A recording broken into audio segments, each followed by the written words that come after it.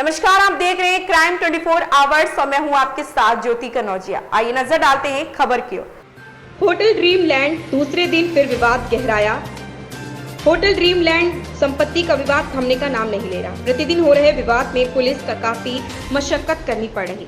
आज हुए विवाद के बाद पुलिस ने दोनों पक्ष का शांति भंग में चालान कर दिया। वहीं एक पक्ष ने होटल के कमरे में जरूरी दस्तावेज और रुपए चोरी करने का आरोप लगाया। आज सुबह होटल के कमरे का ताला खोलने को लेकर दोनों पक्ष में विवाद हो गया था, जिसकी सूचना पर पुलिस मौके पर पहुंची। शुक्रवार को सिविल लाइन निवाड़ी संध्या देवी साहू ने पुलिस को सूचना देते हुए आरोप लगाया कि उनके पुत्र का होटल ड्रीमलैंड है। पुत्र की मृत्यु होने के बाद से उनकी बहू होटल की पूरी संपत्ति पर कब्जा करना चाहती है, जबकि गुरुवार को पुलिस की सुरक्षा में उसे होटल के रूम में छोड़ा गया था। संध्या देवी साहू का आरोप है कि उनकी बहू ने देर रात उनके कमरे में दूसरा ताला लगा दिया और कमरे में रखे जरूरी दस्तावेज और 50,000 की नकदी चोरी करी। सूचना पर पहुंची पुलिस ने जांच पड़ताल करते हुए दोनों पक्ष का शांति भंग में चालान कर दिया। वहीं दूसरे पक्ष से प्रेरणा साहू ने अवैध तरीके से कब्जा करने का आरोप लगाया। मेरा नाम संध्या देवी साहू है, मैं संजय की माँ हूँ। क्या विवाद चल रहा है ड्रीमलैंड होटल में?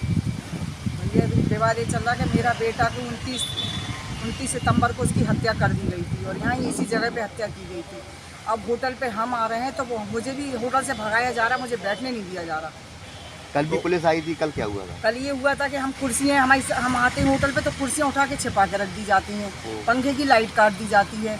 तो कुर्सी हम घर से लेके आए बैठने के लिए और यहाँ रखी छोड़ गई थी, तो वह कुर्सियाँ सारी गीली कर दी गई ताकि हम बैठ ना सकें। तो फिर इन्हें पुलिस बुला ली, तो पुलिस आ गई थी, फिर उसी का विवाद हुआ। आरोप लगाया आप लोगों ने ताला मारा तोड़ा आज? भाई तो कल नीलेश मैडम आई थी, वहाँ से मैंने उनको बुलाया था। वो आई, हम धूप में बैठे तो उन्होंने मुझे धूप में बैठे देखा कि वहाँ की पंखा की लाइट कटी पड़ी, हम धूप में बैठे हैं। तो उन्होंने हमें 111 नंबर की चाबी दिलवाई थी कि भाई माता जी हैं, इनको धूप, इनका भी अधिकार है, इनको भी बैठने दो, यहाँ धूप में वो अकेली क्यों बैठी है। तो वो हमें चाबी दिला के गई, बहू से एकता करा के गई, उनसे बात करा के गई कि दोनों मिल के रहो, बहू भी रहे और तुम भी रहो, दोनों मिल के रहो। हम दोनों मिल के, उसने हमसे अच्छे से बात करी, बहू ने, जब तक वो बोल गई 1-1.5 घंटा अच्छे से बात करी, प्यार से करी।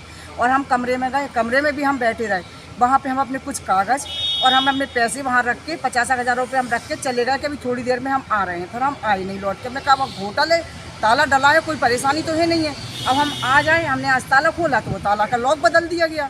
अब वो लॉक नहीं खुल रहा था तो इसलिए वो हम उसको मार के लॉक खोल रहे थे हम अपना।